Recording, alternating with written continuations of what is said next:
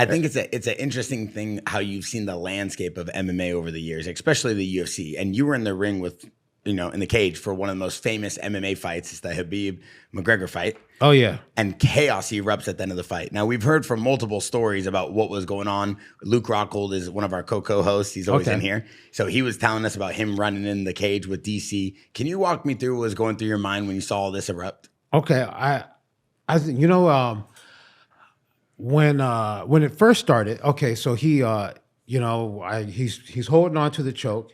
I get him to let go. He's still on him. I'm kind of standing in between them. And then he's like, all of a sudden he's over there talking to somebody else and at somebody else. And then once it started, at first a minute I probably tried to trace him and try to keep him from going out or something. But then once it got to that point, I'm like, this is beyond my job. This is everybody else's job. My job is done. Right. I think you could take Khabib if he's like I train with you.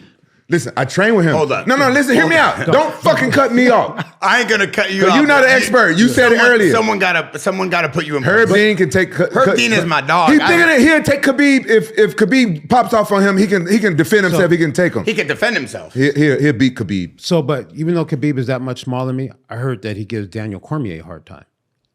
I know Daniel Cormier could just sit on me. So I don't know, man. I heard Khabib. But your jiu-jitsu is really good though. Decent. I'm all right. But I couldn't be able to do anything with Khabib. I heard his feet are like hands. Just oh, for real? Yeah. But think about this. This. Hear me out.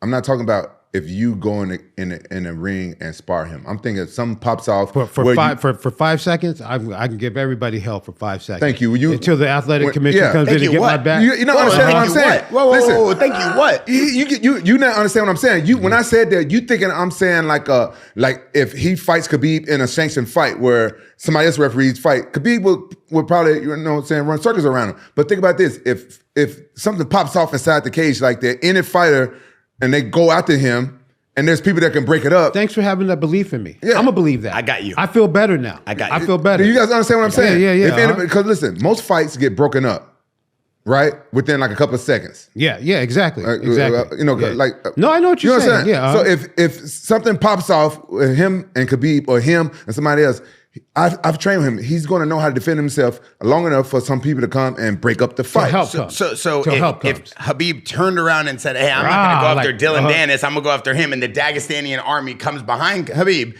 No, you ain't understand what I'm saying. No disrespect to Khabib at all. Why you laughing at me? Why you laughing? No disrespect. Just continue. No this is good. This is good. But what I'm saying is, in that moment when that shit popped off, and if Khabib would have turned on him, he would have held his own until the other people came and broke I can see that. That's what I'm saying. I can see that. Yeah, I don't see you getting mobbed. I don't see you just getting mobbed. I'll tell you one thing. That's the other thing about our sport is all the guys in our sport, there's a lot of respect. People always ask me that, like, hey, do they ever turn on you? Like pit bulls. Do you ever have them turn on you? I'm like, no. The guys, in the early days, we used to have to wrestle people a lot. And in maybe some areas, some regions of the world, you got to wrestle people a little bit more. But mostly in this sport, everybody really respects the sport, and they respect that we have rules. And when the ref tells them to stop, they stop. I was going to ask you about that. Have you ever had somebody that was trying to hold the choke a little bit too long, or somebody that was like an asshole with it? I've had a few of those, yeah. But not in the UFC though, huh? Sometime in the UFC. I'm not going to bring them up. If you watch them, some people know who I'm talking about. Yeah. There's times where you have to let people know, because you can't let someone get hurt on your watch. That person's trusting you.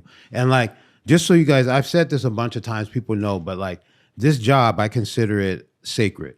So yeah, you know what I mean? It's your responsibility. That person's trusting you to look over them once they've given it their all. You got to do everything you can to keep that. That's why, and that's why nobody should get upset if they feel like there's an early stoppage in any fight with any ref. Agreed. Because at the end of the day, the ref is just looking out for the safety of the fighters.